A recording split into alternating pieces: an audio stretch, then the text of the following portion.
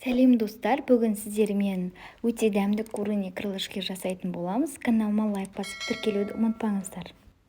Бізге осындай крылышкидің аяқтары керек. Алдымен керек емес бөліктерін алып тастайтын боламыз.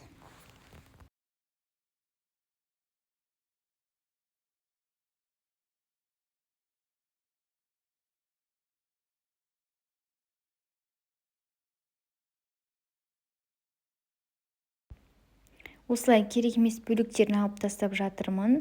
Және де осындай дәл ортасынан кесіп алып тастайтын боламыз. Міне жақсылап суға тап-таза жуып алдым. Содан кейін үстіне су құйып, бір қасық тұз, бір қасық паприка және қалауларыңызша осындай қосатын специяларды қоссаңыздар болады. Бәрін қосып араластырдық. Енді шанышқымен кесіп шығамыз. Маринаты жақсы сіңу үшін бетін жауып 1-2 сағатқа қойып қоямыз. Енді мына жерде ұнымызды дайындап алдық. Оның үстіне тағы да 1 қасық тұз, 1 қасық паприка және қызыл бұрыш салып араластыратын боламыз.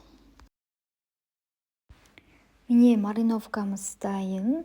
Енді ұнымызға бәрін салып жақсылап араластыратын боламыз.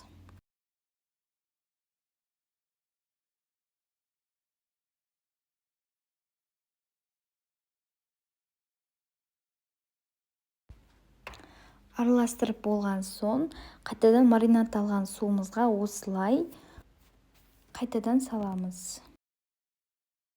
Енді қайтадан суымыздан ұнымызға біртіндеп алып, осылай барлығын батырып шығатын боламыз.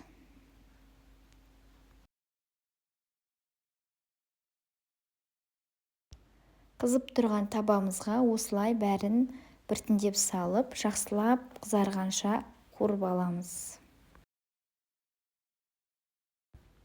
Міне крылышкиіміз осылай қызарып пісіп жатыр.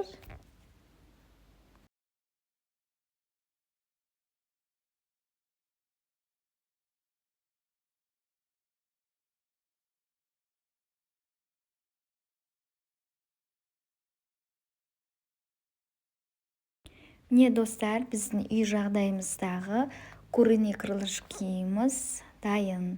Өте дәмді, өте жұмсақ болып, қытырлақ болып пісті. Ас болсын. Каналыма жазылып лайк басуды ұмытпаңыздар.